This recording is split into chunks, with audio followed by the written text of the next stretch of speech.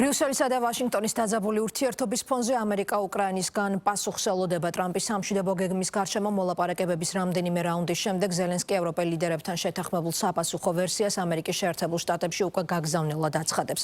თავის მხრივ ამერიკის შეერთებული შტატების პრეზიდენტი ევროპელ ლიდერებთან ბოლო სატელეფონო საუბრის დეტალებს ახმაურებს. ამერიკის პრეზიდენტი უკრაინაში არჩევნების ჩატარებაზე ელოდება გადაწყვეტილებას და ქვეყანაში კორუფციის მასშტაბებზე მიუთითებს. ირკვევა ისიც, რომ ევროკავშირის ლიდერების სურვილია უახლოეს დღეებში დონალდ ტრამპი ზელენსკისთან მათ შეხვედრას დაესწროს. უკრაინას საკუთარ პირობებს ახსენებს მოსკოვი. რუსეთის საგარეო საქმეთა მინისტრი ერთ-ერთ მთავარ მოთხოვნად უკრაინის ნეიტრალურ სტატუსს ასახელებს და რუსეთისთვის ამოსავალ წერტილად ჯერ კიდევ თვეების წინ ალიასკას სამიტზე დაყენებულ პირობებს აცხადებს. არსებობს თუ არა კომპრომისული შეთანხმების შანსი ამერიკა-ევროპის გაუარესებული ურთიერთობის და ტრამპის გეგმის მიმართ ევროპელი ლიდერების სკეპტიციზმის ფონზე. თაკო მუშკუდიანის რეპორტაჟი. დროსთან ერთად სულ უფრო ძლიერდება ამერიკის შეერთებული შტატების მხრიდან მოთხოვნა, რომ რაც შეიძლება მალე დასრულდეს რუსეთ-უკრაინის ომი. ევროპაში კი მატულობს შიში, რომ ეს ომი შესაძლოა ევროპის და უკრაინის ინტერესების სასარგებლოდ არ დასრულდეს, რაც თავისთავად ხაზს გაუსვამს ევროპის სისუსტეს. სამშვიდობო გეგმის ბოლო პროექტზე პასუხი უკრაინამ ამერიკას უკვე გადასცა, თუმცა ამ გეგმის მთლიანი შინაარსი უცნობია ისევე როგორც მხარეების რეაქცია. სწორედ ამ სამშვიდობო ძალისხმევის ფარგლებში დონალდ ტრამპმა გუშინ გერმანიის, საფრანგეთის და დიდი ბრიტანეთის ლიდერებთან ერთად უკრაინაში მიმდინარე ომი განიხილა. ტრამპის შეფასებით საუბარი საკმაოდ მწვავე იყო. როგორც ის აღნიშნავს, ლიდერებმა მას თხოვეს ევროპაში უკრაინის პრეზიდენტ ვოლოდიმირ ზელენსკისთან დაგეგმილ შეხვედრას დაესწროს. ტრამპს კი დროის და რესურსის ფუჭატკარგვა არ სურს.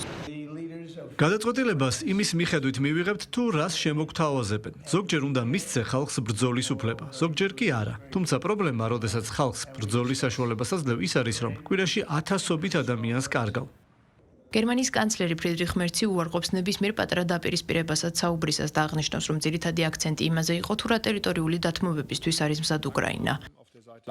ეს პირველ რიგში ეხება კითხვას, თუ რა ტერიტორიულ დათმობებს აპირებს უკრაინა. თუმცა ეს არის ის, რომელზე პასუხიც ძირითადად უკრაინის პრეზიდენტმა და უკრაინელმა ხალხმა უნდა გასცენ. ჩვენ ეს პრეზიდენტ ტრამპსაც ნათლად უთხარით. და თუ ამ პროცესში ჩვენი ხედვით გავაგრძელებთ მოქმედებას, მაშინ შაბათ კვირას ამერიკის მთავრობასთან მოლაპარაკებები გაიმართება. შემდეგ კი შესაძლოა, მომავალი კვირის დასაწყისში ბერლინში შეხვედრაც გაიმართოს. თავარი კითხვა ახლა სწორედ იმაში მდგომარეობს, თუ როგორ ან რა პირობებით უნდა დასრულდეს ომი. პოლიტიკოსები ფიქრობენ, რომ როდესაც მოლაპარაკებების მაგიდასთან დონალდ ტრამპი ზის წესებს სწორედაც რომ ის ადგენს, ეს კი ევროპელებში გაღიზიანებას იწვევს, რადგან ომი მათ კონტინენტზეა. მოლაპარაკებების პროცესში მთავარი ადგილის დასაკავებლად კი როგორც ჩანს ეს საკმარისი არ აღმოჩნდა. ეს განსაკუთრებით თვალსაჩინო ბოლო კვირას გახდა მას შემდეგ, რაც ამერიკის შეერთებული შტატების ეროვნული უსაფრთხოების ახალი სტრატეგია გამოქვეყნდა და ტრამპმა ევროპამ მწვავედ გააკრიტიკა მის მიერ არჩეული პოლიტიკის გამო. შეერთებული შტატების ლიდერი უკვე მიღებულ და შემუშავებულ გეგმებს ევროპაში აგზავნის, რაც იქ შეშფოთებას იწვევს. ერთ-ერთი სავარაუდო გეგმა, რომელიც მედიაში გავრცელდა ევროპელებს 1945 წლის იალტის კონფერენციას ახსენებს.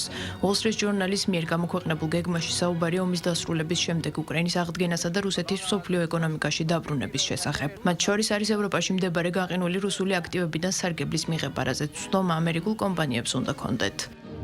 დოკუმენტში აღწერილია რუსეთის გლობალურ ეკონომიკაში დაბრუნების გეგმა. ის ითვალისწინებს ამერიკული კომპანიების მიერ ინვესტიციების დაბანდებას რუსეთის სტრატეგიულ სექტორებში, მათ შორის იშვიათი წიაღისეულისა და არქტიკაში ნავთობის მოპოვებას, ასევე დახმარებას რუსული ენერგორესურსების დასავლეთ ევროპაში მიწოდების აღდგენაში.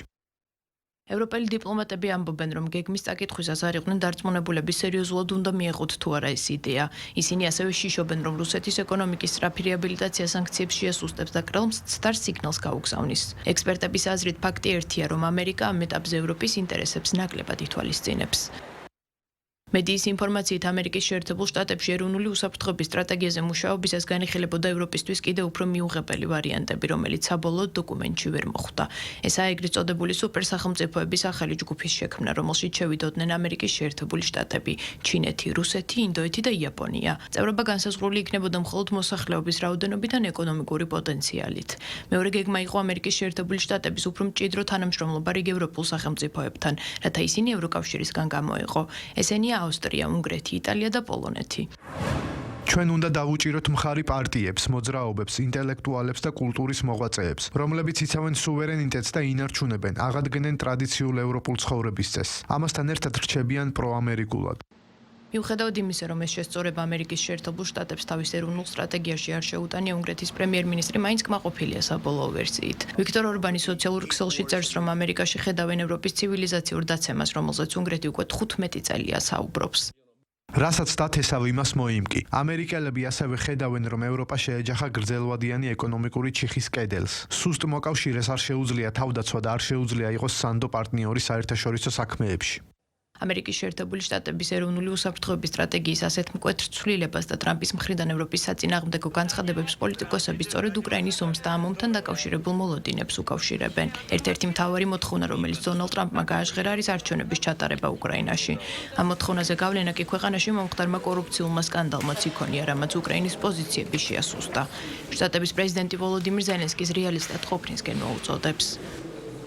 მე არავის ვაკრიტიკებ, მაგრამ იქ კორუფცია მართლაც ფართოდ არის გავრცელებული. ხალხი კითხულობს, როდის ჩატარდება არჩევნები, ჩაატარებენ თუ არა არჩევნებს, თუ უბრალოდ ასე გააგრძელებენ. ფიქრობ, ეს არის ომი, რომლის დასრულებაც შეიძლება, მაგრამ ტანგოსთვის ორი ადამიანია საჭირო. უკრაინის პრეზიდენტი ფიქრობს, რომ ქვეყანაში საპრეზიდენტო არჩევნების ჩატარებაზე ზეწოლა არ სჭირდება და არ დაუშვებს ქვეყნის წინააღმდეგ სპეკულაციებს. პარალელურად კი არჩევნების ჩატარების საკითხზე უმაღლესი რადას წარმომადგენლებთან შეხვედრებს მართავს.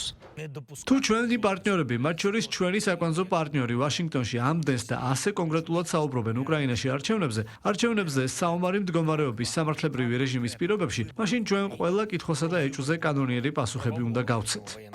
რაც შეეხება მეორე მხარეს, ანუ რუსეთს. აქ ფიქრობენ, რომ დონალდ ტრამპი ამ კონფლიქტის მოგვარებას პოლიტიკურ-დიპლომატიური გზებით ცდილობს. ხოლო რუსეთსა და ამერიკის შეერთებულ შტატებს შორის ამ საკითხზე ყველა გაუგებრობა აღმოფხრილია. სერგეი ლავროვის თქმით, დასავლეთის გეგმა უკრაინის გამოყენებით ანტირუსულ ბლიცკრიგთან დაკავშირებით ჩავარდა. ჩვენთვის სტრატეგიული მარცხის მიღება სურდა შემდეგ კი დასავლური პირობების კარნახი ევროპული დედაქალაქებისათვის საინტერესო საკითხებზე. თუმცა, როგორც იცით, უკრაინის გამოყენებით ანტირუსული ბლიცკრიგის გეგმა ჩავარდა. მართალია სამშვიდობო გეგმის განახლებული პუნქტები ამ დროისთვის უცნობია, თუმცა მედიაში აქტიურად საუბრობენ, რომ ტრამპის სამშვიდობო გეგმის ახალი ვარიანტი არ მოითხოვს რუსეთისგან ჯარების გაყვანას დონბასიდან დემილიტარიზაციისთვის. ეს მოთხოვნა მხოლოდ უკრაინას უკავშირდება. რაზე შეთანხმდებიან საბოლოოდ მხარები, ამის პროგნოზირება რთულია. ფაქტია, რომ ყველაზე საკამათო ნაწილად ტერიტორიული დათმობის საკითხი რჩება, რაც ოფიციალური კიევისთვის წითელი ხაზია.